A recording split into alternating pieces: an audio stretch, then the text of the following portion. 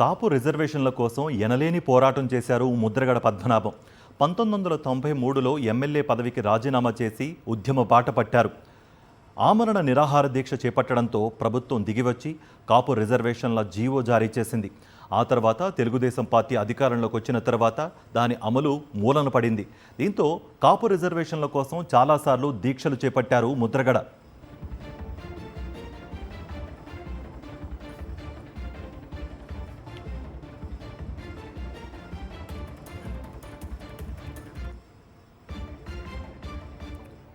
మూడుసార్లు ఆమరణ నిరాహార దీక్షతో పాటు మరో 3 సార్లు నిరవధిక నిరాహార దీక్షలు చేపట్టారు. 22 ఏళ్లుగా ఆయన భార్య పద్మావతి ముద్రగడకు మద్దతిస్తున్నారు. పలుమార్లు ఆయనతో పాటు నిరాహార దీక్షలో పాల్గొన్నారామె. 2016లో కాపుల రిజర్వేషన్ల కోసం ముద్రగడ పద్మనాభం నేతృత్వంలో పెద్ద ఎత్తున ఉద్యమం కొనసాగింది. ఉద్యమం సందర్భంగా రైలును తునిలో ఆందోళనకారులు తగలబెట్టారు. అప్పటి టీడీపీ ప్రభుత్వం 69 కేసులు నమోదు చేసింది ఆయనపై. తన చివరి శ్వాస వరకు కాపుల కోసమే పోరాడుతూ వచ్చారు ముద్రగడ పద్మనాభం.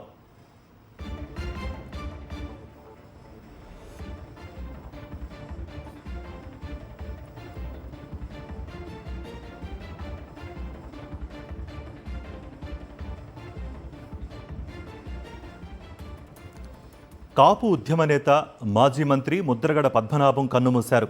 కొంతకాలంగా అనారోగ్యంతో హైదరాబాద్లోని ఓ ఆసుపత్రిలో ముద్రగడ చికిత్స పొందుతున్నారు. ముద్రగడ గతంలో 4 సార్లు ఎమ్మెల్యేగా, ఒకసారి ఎంపీగా పనిచేశారు. 2 సార్లు రాష్ట్ర మంత్రిగా సేవలందించారు. కాపు రిజర్వేషన్ల కోసం ఆయన గట్టిగా పోరాడారు.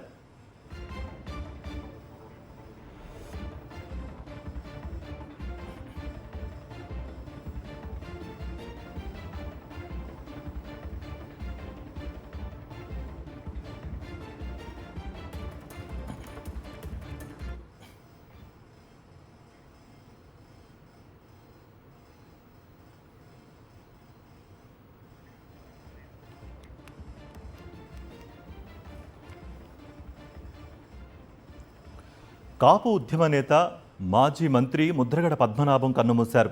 కొంతకాలంగా అనారోగ్యంతో హైదరాబాద్లోని ఓ ఆసుపత్రిలో ముద్రగడ చికిత్స పొందారు.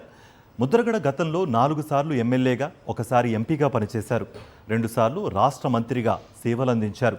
కాపు రిజర్వేషన్ల కోసం ఆయన గట్టిగా పోరాడారు.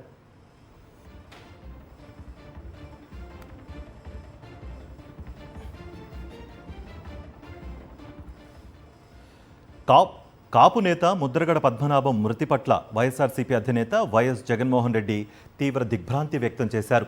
ముద్రగడ మరణం తనను తీవ్రంగా కలిచివేసిందన్నారు. ప్రజల కోసం ముద్రగడ చేసిన సేవలు చిరస్మరణీయం అని కొనియాడారు. ముద్రగడ కుటుంబ సభ్యులకు ప్రగాఢ సానుభూతి తెలిపారు వైఎస్ జగన్మోహన్ రెడ్డి.